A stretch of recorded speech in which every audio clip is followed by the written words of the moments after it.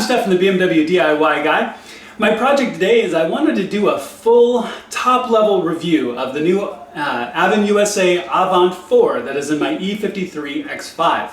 So I did my recent installation DIY. I hope you found that useful. And what I wanted to do was really take a look at some of the high-level functionality so you can see how it operates. Now, because it's an Android system, there are a million different applications that you can install, and I'm not going to be able to walk through all of those. But what I do want to do is show some of the native functionality, how the navigation works, how the Bluetooth works, how you work your way through the UI itself, because it's really a pretty significant change from the Avant 3, at least on how it looked. There's a whole new tile system instead of icons, and it really looks really sharp. But I wanted to be able to give you that view so you can decide when you install this into your car, you'll know what it's going to look like, and you know how it's going to work. So let's get out to the car, let's jump into it and see what it's going to look like in your car. All right, so here we are out in the car, and I tried to get it as dark as I can, so it's going to look a little dark, but I wanted really clear display so you can see what's going on. So I wanted to provide that high-level walkthrough of some of the functionality so you can see what the UI looks like, what some of the apps look like, and you can walk through it all. So now, there's no way that I'm going to be able to explore every single possible function, every single possible installed application, especially since this is an Android system and you can download all kinds of applications and different things.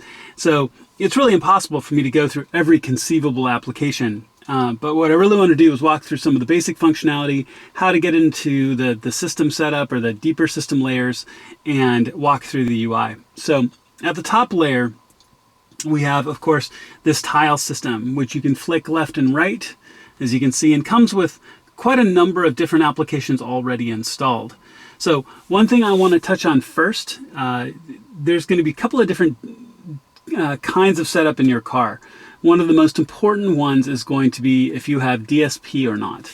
So I'm going to flip slowly here to the end, because one of the key applications that you're going to be working with is the iBus application. So let me launch that. So the iBus application is currently configured for this car, and this is a DSP amp X5.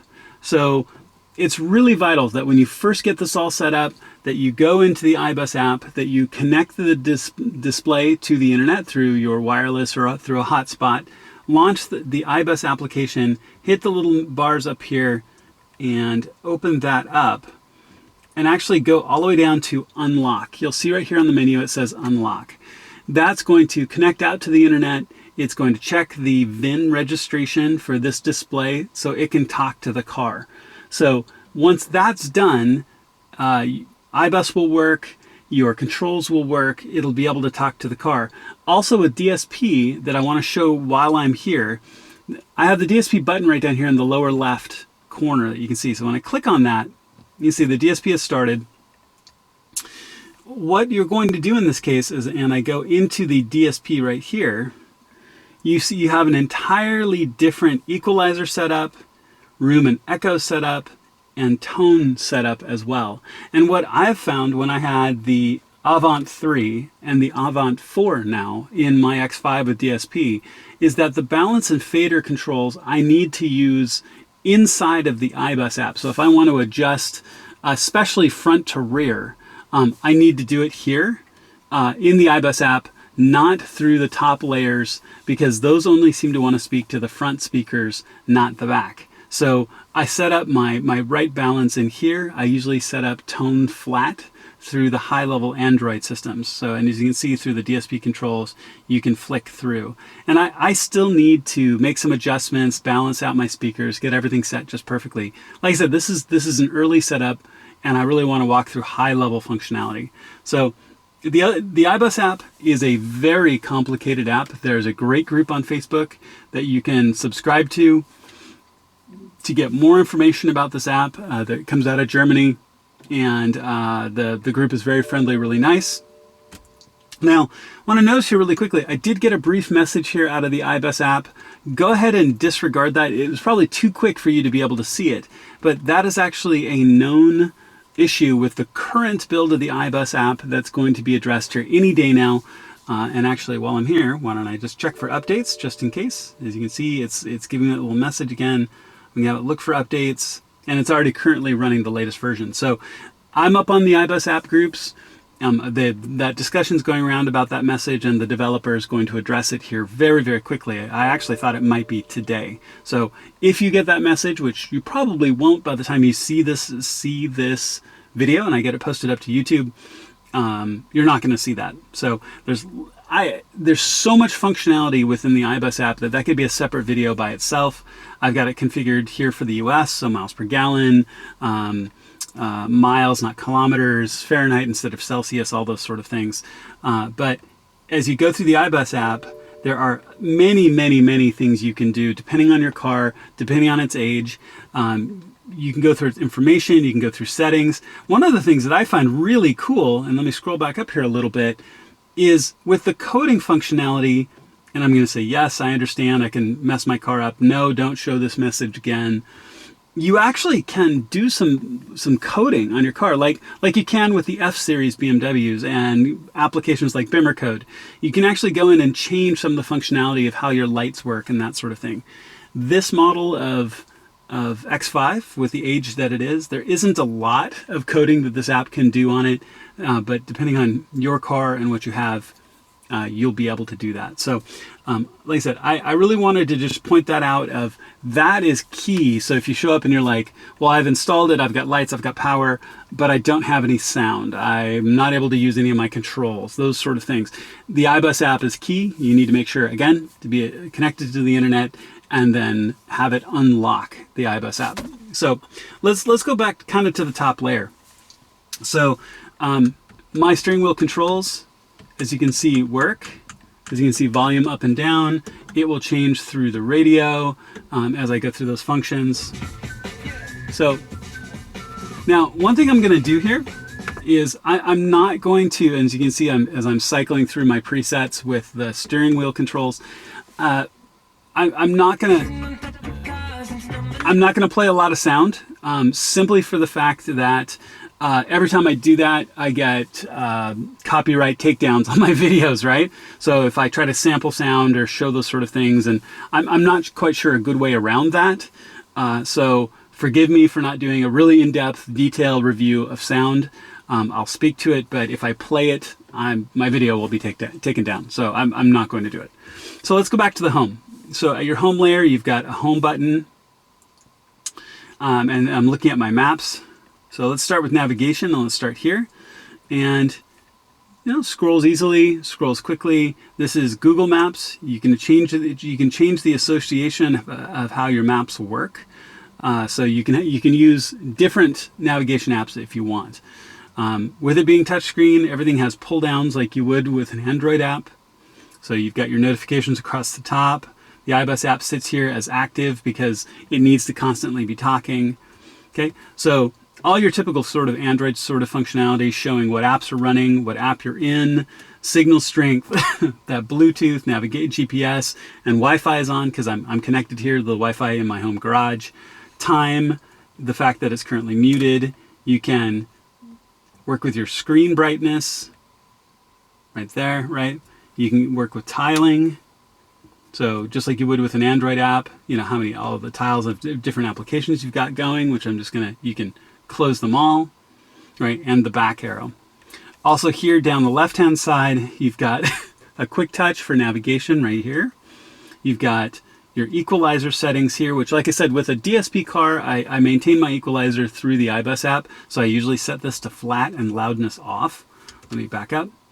And then you can go into settings. And I'm going to spend a little bit more time in settings here in a few minutes, so I'm going to come back to this. So let's go back to the top. So as you look at the buttons down the side, you've got dedicated buttons to a lot of your functionality. You've got navigation, your radio, different radio settings, Bluetooth, going through your radio bands, your phone controls as well here on the left. You've got your play button. You've got a loudness setting here also as well on the right. Track forward, track back. Your music, and this is the dedicated music player. So if you had music files, you could load all kinds of stuff on an SD card or a thumb drive.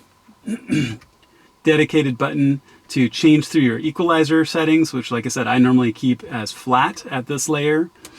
You've got a button dedicated for the camera. So the cool thing about this functionality is you can flip between your forward and back camera and just have it on, which is interesting to me. I have installed the Avin backup camera in my X5, which is a huge advantage to me because, you know, the X5s of this, the E53 X5s are a little blind out of the back. So this was really nice. What I don't have right now is I don't have a forward-facing camera. So I didn't install that. So there's a couple of screens that are going to come up with some of the camera functionality.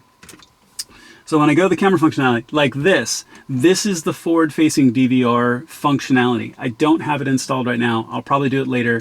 I didn't want to delay this walkthrough video for that one function. I hope you'll understand.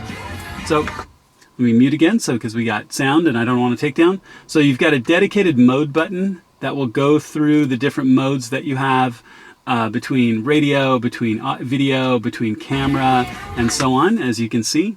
And a dedicated settings button that will take you there. So, and then this is actually a cover here on the right that you'll flip up, and there's an SD card slot right there. You've got your volume controls off and mute here on the left. You've got navigation moving like through the radio with the right hand knob. So pretty simple, straightforward stuff. The app or the display comes with a number of functions installed. Like I said, you've got your time and date. You've got your radio functionality, which you can click on, and as you can see, you know how the dials work here and work through your radio. You've got a huge number of presets as you go all the way out to 18 presets, so you can flick left or right. You've got different functionality for auto fine tuning, how it sets station information depending on how your stations are broadcasting, what kind of broadcast they are, whether they're pop or information or education, that sort of thing. You can search. You can set your signal strength and then also AM/FM as well. So quite a bit of functionality. US stations here, of course. So if you're dealing with European stations or other setup, it's going to look a little bit different. So I can just show what I've got, right? So the radio works and works great. So let me back up. This is your dedicated music player, this tile right here. So if you had music files on an SD card or USB, that's what you would use. You've got a button for your Bluetooth setup here. And as you can see, I've got my phone currently associated to the display. So, and you can go through all of your different setup that you've got going on in your Bluetooth to associate your phone and play Bluetooth music, make phone calls, all those sort of things. What I didn't do in my install is I didn't route the microphone for the Avin 4. So that's not a functionality that I really use. So I really didn't want to route it. So just to let you know, you may do differently. So here's that DVR functionality that I mentioned. There's two different forward-facing or programs for the forward-facing camera. As I don't have one installed right now, it's going to be blank. There's nothing wrong with it. I just don't have it installed. You've got a dedicated app for actually launching videos, which is great. So you can put on movie files or anything you want to do, and you can watch and display them. So we flip to the next. So dedicated Bluetooth audio. So, and again, as you look at all of this functionality on how it works, you can associate your phone through Bluetooth. As you can see, it's streaming both the artist and the album information, which is great. So that works really, really well. All right, let's backtrack. So, and then some of this we're going to get into, you look at kind of deeper applications that you may or may not ever use, right? So one thing that I think that is kind of cool is that this is an ability to map different keys on how you want them to work, right? So you can actually map your steering wheel buttons to different functionality. So if you wanted to have a particular button that did something different, you'd go into here and you can actually, press different buttons and change what it does and change that functionality, which I think is really interesting to me. I'm going to go with the default for now, so I don't have any custom mapping in here, but you can come in and custom map your steering wheel buttons depending on what you'd like them to do. That's a functionality you've never had in your car, so that's pretty neat. So let's backtrack. Again, so the music player, amplifier, you've got a calculator if you want it, great. This is also, like I mentioned, that forward-facing camera that I've mentioned now several times. Let's flick over. So an image gallery viewer with no images on the display right now.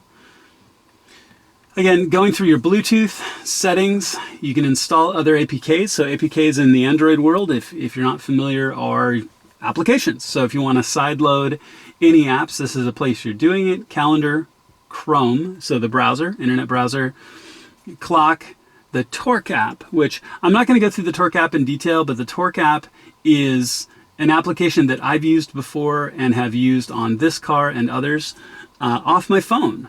So you have an OBD, Bluetooth adapter that you can plug into your car. You can read fault codes, and all of this is going to complain right now because I don't have it configured yet for this car.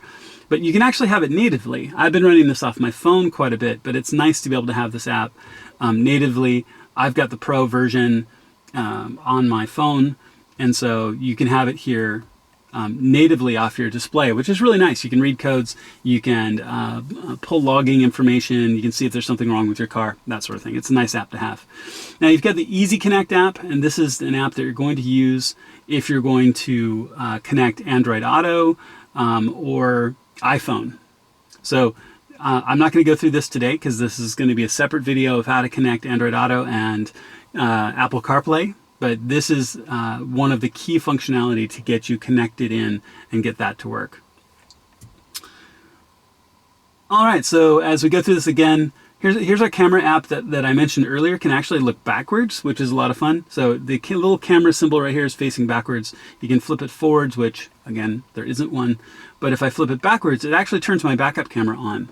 So I can see some potential advantages and would be kind of neat to be able to get to that camera that you normally can't, right? You can't normally turn on your backup camera while you're driving.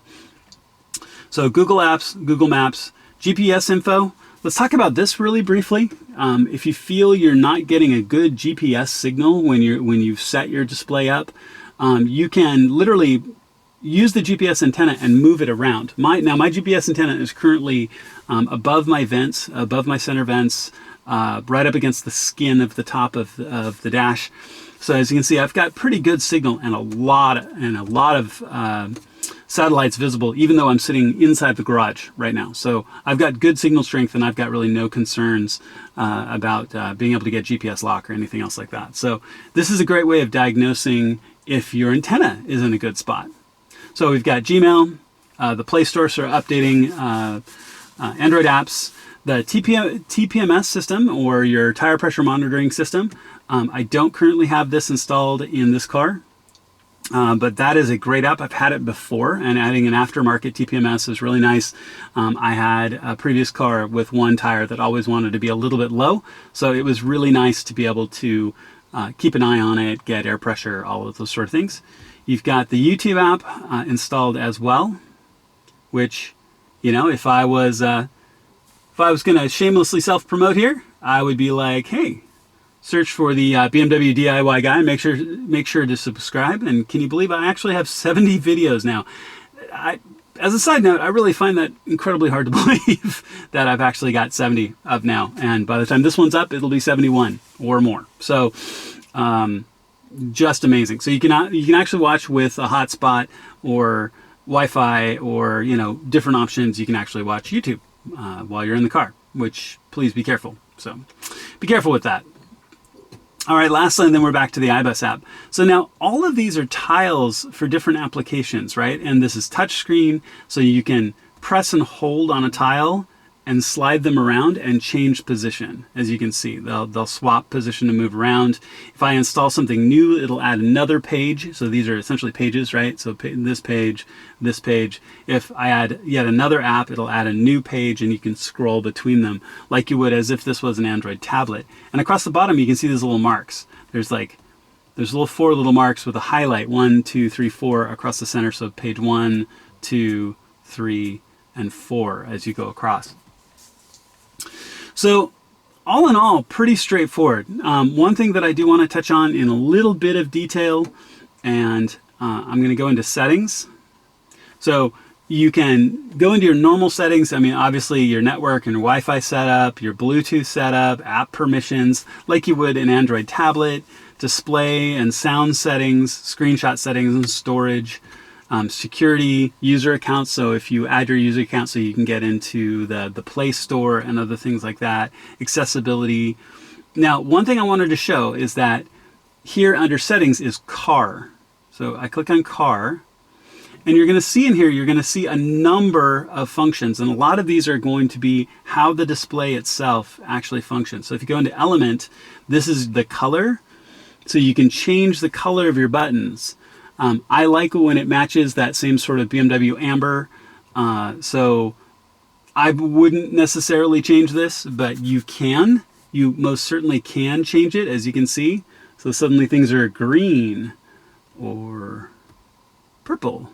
Blue, right? So there's some pretty cool options there of things that you can do to change through your lighting colors. There's quite a bit of options there that gives you that ability to go through that. And yeah, that is a strobe function.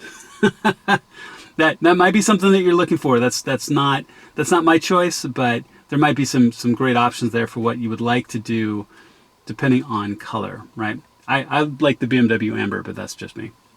So Elements is cool. Again, your steering wheel ability to map steering wheel buttons, your navigation association. So in this case, you can, if you don't want to use Google Maps, you can change how that works. You can change your functionality of how your navigation is going to operate. So driver settings, watch video while driving. Please keep in mind, excuse me, as I click the wrong thing. Please keep in mind, I'm not going to comment on the legality of watching videos while you're driving. If it's illegal in your area, then don't do it. Don't be that person. You can turn it on. It's up to you.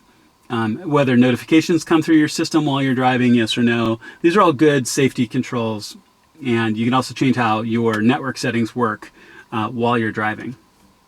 So one of the biggest things I wanted to get into was factory settings here at the bottom. So be careful, and I'm going to say it, and I'm going to say it again. Be careful in this area. It would be possible to disable or make your Avant-4 not work correctly. So according to the documentation, the passcode to get in is 126. So I click done and I click OK. All right, so now we're into factory settings, and I wanted to share this in case you needed to change a couple of important things like your radio setting, for example. So there's a lot of settings in here that you can change, and I don't know what they all do. I'm going to be honest, I don't know what they all do, but they're here.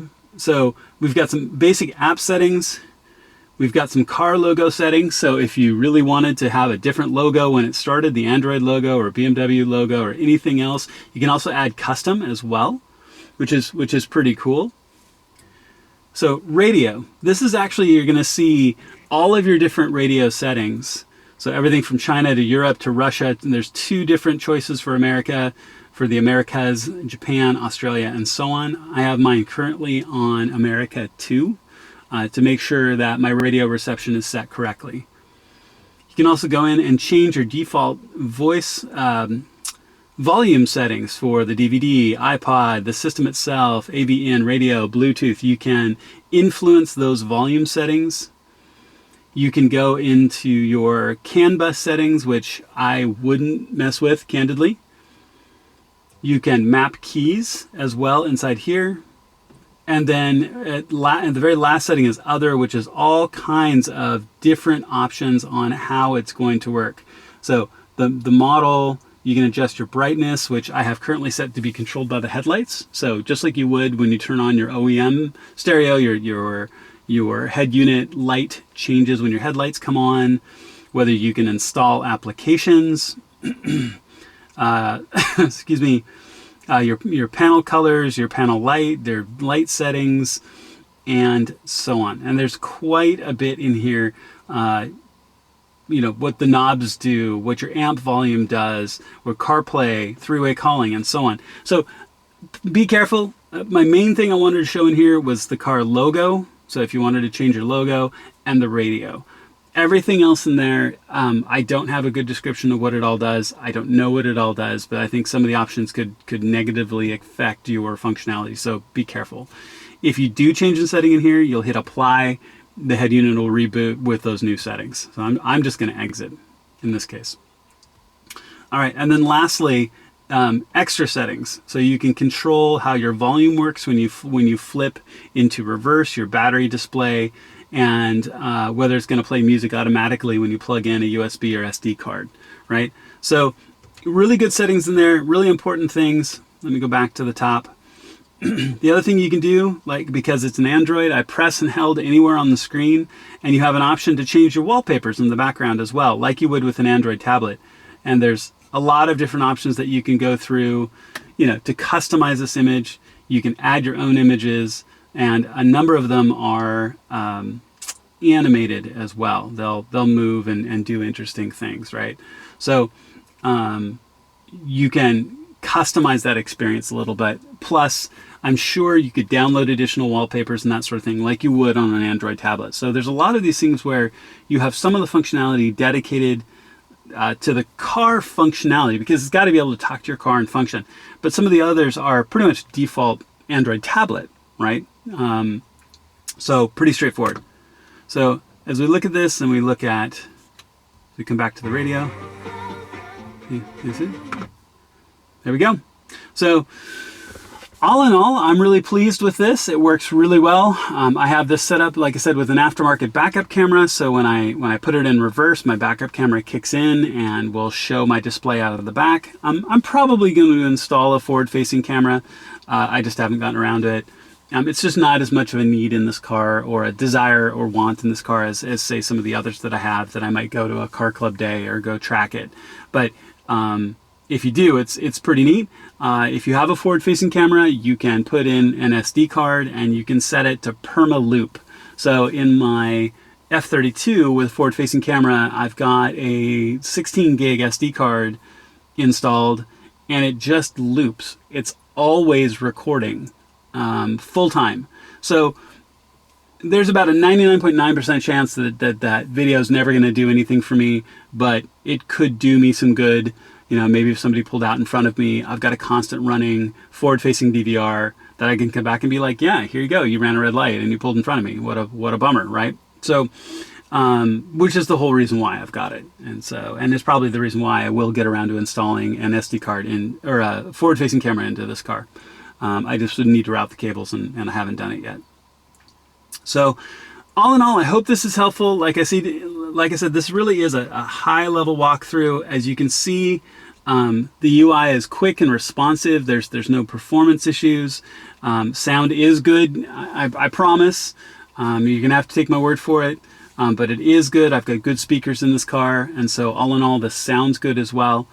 I hope this has addressed any questions for a real high-level functionality, and has been useful to you.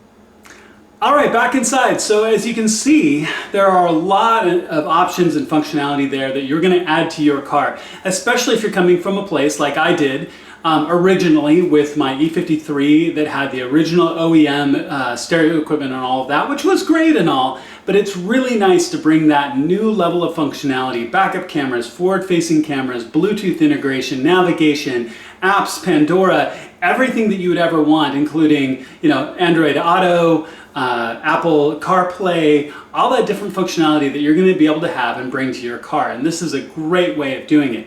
If you checked out like I mentioned before, if you checked out my installation video, you can see that the install really isn't that hard and is something that you can do at home. So make sure to check that out. If you found this video to see what it looks like and you haven't checked out the DIY yet, definitely do that. On that note, if you like what you've seen, please click subscribe. Click the subscribe button and the little bell notification so you'll get a notification as I have more videos coming out. And I always have something on my workbench, and I've got some really cool projects coming down the pike. So thank you for your time. I hope you've enjoyed what you've seen today. I try to address any questions that I get, and I'll see you on my next video.